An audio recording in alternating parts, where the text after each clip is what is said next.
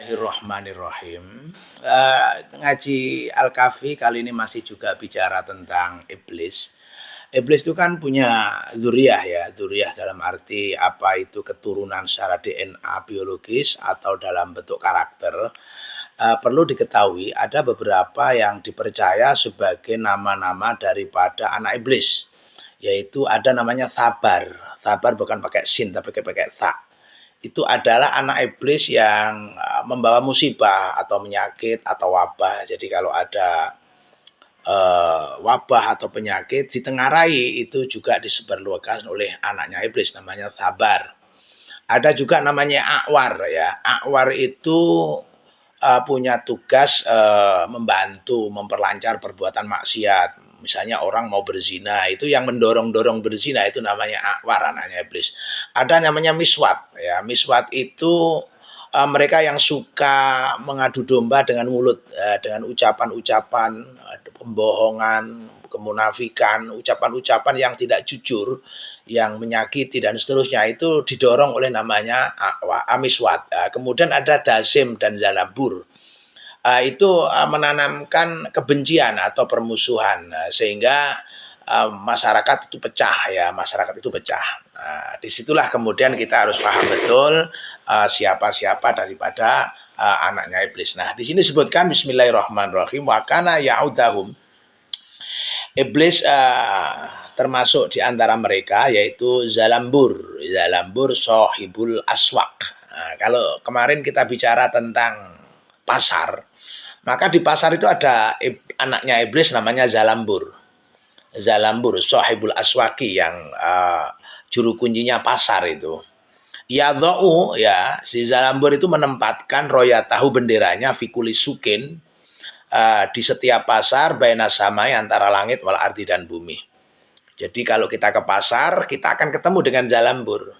Zalambur inilah yang mendorong-dorong manusia untuk berbuat jahat di pasar itu.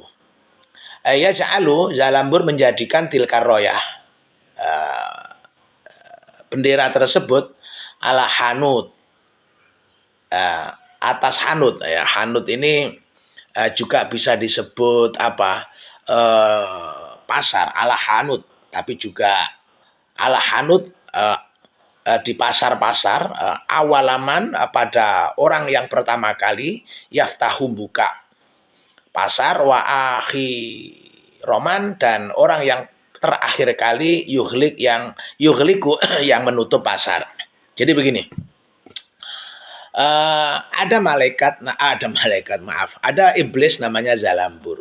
Ini ada di pasar-pasar itu. Dia melakukan kegiatan manipulatif di pasar, mendorong orang-orang di pasar itu untuk manipulatif, gitu maksudnya. Makanya kalau ada tindakan-tindakan manipulatif di pasar itu, pendorongnya itu namanya iblis Zalambur. Wasabaro, ada namanya Sabar, sahibul masoibi. Jadi iblis yang mendorong adanya suatu penyakit atau musibah, itu namanya iblis Sabar. Sabar pakai sa ya. Ya'muru, memerintahkan, sabar memerintahkan, bidzarbil wujuhi, memukul wajah, wasyakil juyubi, dan menyobek-nyobek pakaian. Jadi begini, kalau ada orang kena musibah, memang musibah itu didorong-dorong oleh yang namanya iblis Sabaro ini.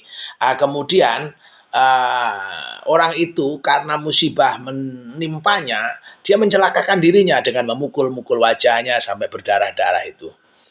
Wadu'au bilwaili wal harbi. Wadu'au, dan sabar juga mendoakan, bilwaili, kerusakan, wal harbi, dan pertumpahan darah. Jadi artinya ada iblis Sabar itu pokoknya mendorong-dorong untuk celaka gitulah, untuk orang dapat penyakit misalnya. Kemudian ada juga al-akwar, anak iblis namanya wal akwar, dan akwar sahibu abwabiz zina, iblis yang mendorong kemaksiatan, termasuk yang membukakan pintu-pintu zina itu. Wa miswat, miswat, ada anak iblis namanya miswat. Miswat sahibul akhyari, akhbari sahibul ahbar, iblis yang suka membolak-balikkan fakta. Jadi iblis yang manipulasi penderita, baik dikatakan jahat, jahat dikatakan baik, itu namanya miswat. Ada miswat. yakti miswat itu datang biha dengan ahbar fayulkiha, lalu menempel atau menaruhkan ahbar itu fi afwahin nasi, di dalam mulut-mulut manusia. Fala yajiduna, maka mereka itu tidak menemukan laha akhbar aslan, fakta yang benar. Jadi begini, kalau ada istilah hoak itu ya, hoak itu hoak, berita hoak itu sumbernya ya di iblis, namanya miswat. Nah, ini iblis hoak itu namanya, iblis hoak itu ya. Dasim dan juga iblis namanya Dasim.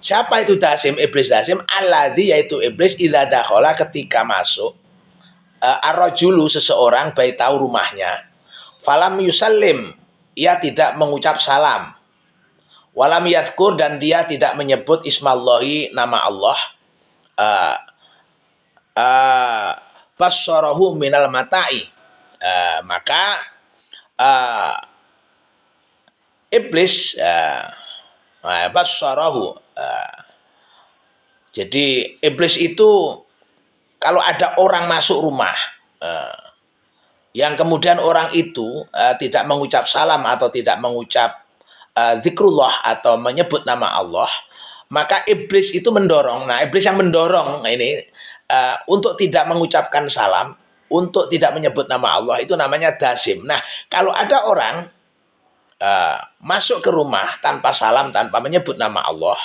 maka iblis itu mengalihkannya minal matai, dari kesenangan, malam yurfa, selagi tidak diangkat, wama, dan sesuatu lam yuhsan, tidak berbaiki, maudhi'uhu, tempatnya, maudhi'ahu, pada tempatnya. Jadi selama tidak ada perbaikan, maka iblis yang namanya dasim itu akan membuat satu suasana rumah itu kurang nyaman.